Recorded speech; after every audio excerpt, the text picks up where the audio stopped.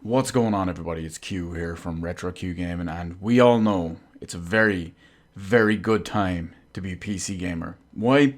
Well, because Nvidia, in 3 days from now, are about to about to announce their new, big, bad, top tier, absolute monster killer GPUs, the new Ampere series. Everyone expects them to be RTX 3000 series. They may be the RTX 2100 series for all we know, but it's looking like we're going to have a 3080, a 3090, and eventually a 3080 Ti. Of course, the only one that really matters is the 3090.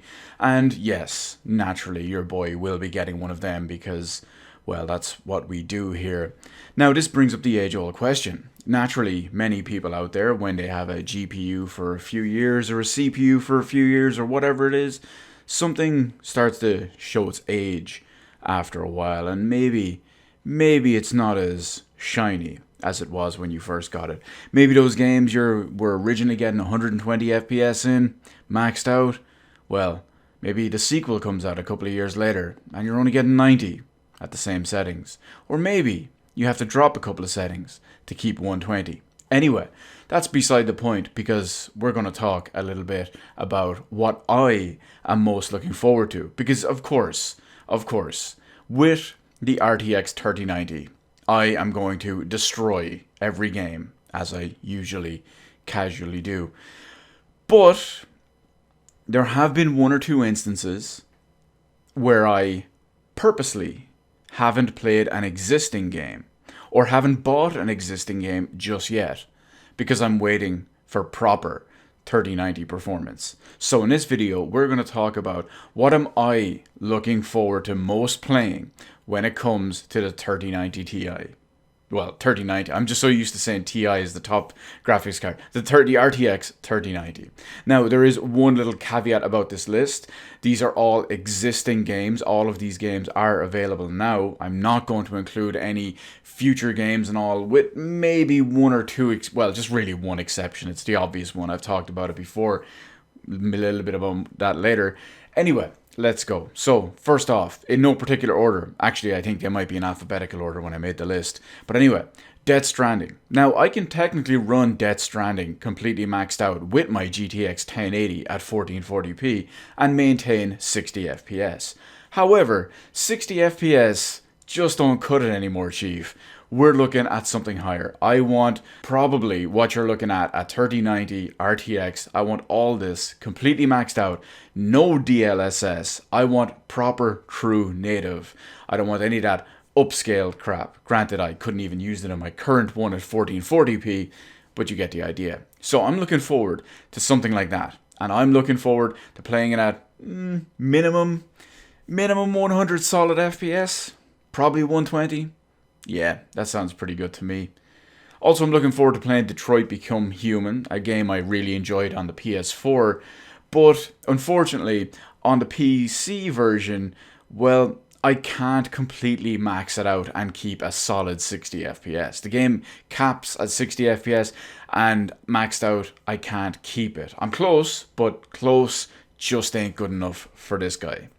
Also, we're looking at Control, a game I don't officially have, but maybe I would be persuaded to pick it back up on Steam now that the Ultimate Edition is out. However, even though I don't think Control is a very good game, it's just completely average and forgettable, I do want to check out ray tracing. That's one of the big games that's promoted RTX, so ray tracing would be one of the reasons why it would pretty much be the main reason why I want to go and play Control. Hell, it's the only reason I'd go and play Control again, to be honest.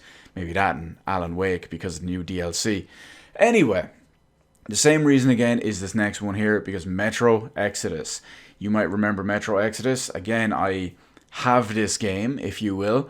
But the important thing about Metro Exodus is that when it originally launched about a year ago, was it a year? Wow, was it that long? But yeah, when it originally launched about a year ago, well, it was one of the best looking games out there. When you looked at that game at 4K 60 FPS, everything completely maxed out on a 2080 Ti and ray tracing turned on, it was absolutely gorgeous. It looked easily like one of the best games out there as well. Now, this next one, This next one I hesitate to put on the list because there's a couple more caveats with it as well. And granted, my feelings about the game are pretty harsh and pretty negative as well, and I'm not really looking forward to playing the game again. But I will just list it off anyway. Final Fantasy 15. Now you may be wondering, Q, why Final Fantasy 15? Well, the only reason I'd want to do Final Fantasy 15 again is I can run that game at 1440p with everything maxed out and still maintain 60 plus FPS, even with the high-res 4K texture pack. However, as much as it kills me to admit it, Final Fantasy 15 on PC maxed out is a gorgeous game. So, assuming I get a beautiful new... I have a 4K monitor as well, but it's not really for gaming, at least not PC gaming. It's not up to my standards for PC gaming. Of course, depending on the power of the 3090, I'll probably be picking up an extremely high-end 4K PC monitor for gaming. And I would love to see that game maxed out with the high-res texture pack on a 3090 running at 4K. Native 4K, of course. Anyway, back to our rest of our list here. So we also have Horizon Zero Dawn. This one does come with an asterisk because I did refund Horizon Zero Dawn because, well, it's a bad port. And, well, you shouldn't really reward bad ports. But I will say this. In the meantime of a 3090, they could potentially fix it. They could potentially improve the port and all as well. Worst comes to worst, by the time I do get my 3090, maybe the game is on sale. Maybe I rebuy it and I just completely brute force it with just straight up 24 gigabytes of RAM, of VRAM at that point, because that's how we roll. Also, Monster Hunter World, another game that didn't have an exceptionally good port. It's not a great port, it's not a terrible port, but it's just an slightly below average port. But for me, Monster Hunter World is something that I've wanted to put so much time into. I haven't got a chance yet because with my current computer, I am not happy with the performance. See, the problem with this one is I do have to lower some settings in order to maintain 80 to 90 FPS, which I'm not happy with. And that's partially down to, okay, fair enough, my computer is 4 years old, but it's also not a great port. So it's 50-50 on that way.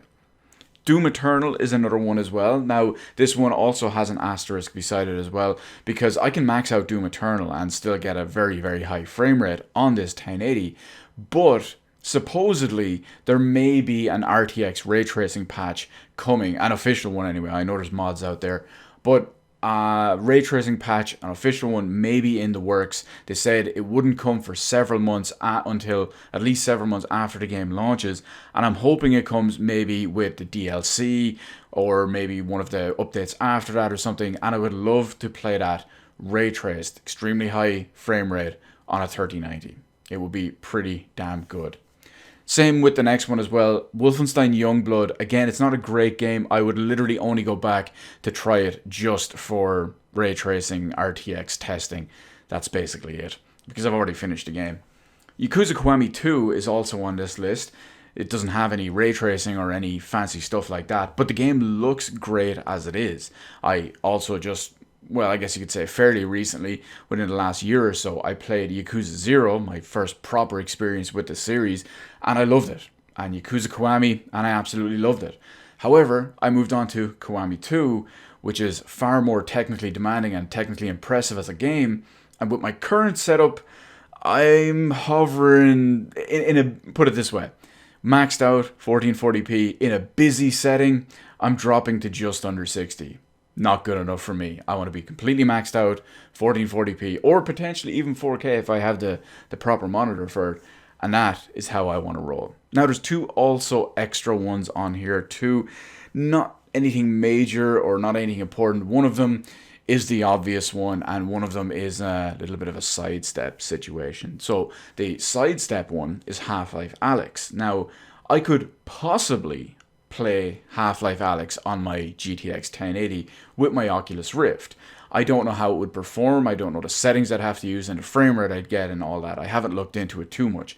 Mainly because I want to wait to get a new beast mode graphics card with something like a Valve Index, nice high-end, extremely high-end VR headset, and play the game the way it's meant to be played. Play it with completely maxed out. Play it with all the bells and whistles turned on and turned up. All the high frame rate, because naturally in VR, you really, really do not want a fluctuating frame rate. And of course, the very last one on the list, which is obvious, which is a meme, Cyberpunk 2077. Of course, it's going to be an amazing game. I want to get the best experience possible, so I do play it on PC. And hopefully, I'll be able to use the 3090 by the time the game comes out, if it ever comes out at this point with a million delays, and I can play it in its high native resolution, high frame rate, maxed out settings, RTX glory. Anyway, that's it for my list. If you're picking up one of these new RTX 30 series, please pick up a 3090. But tell me what you're looking forward to maxing this bad boy out on.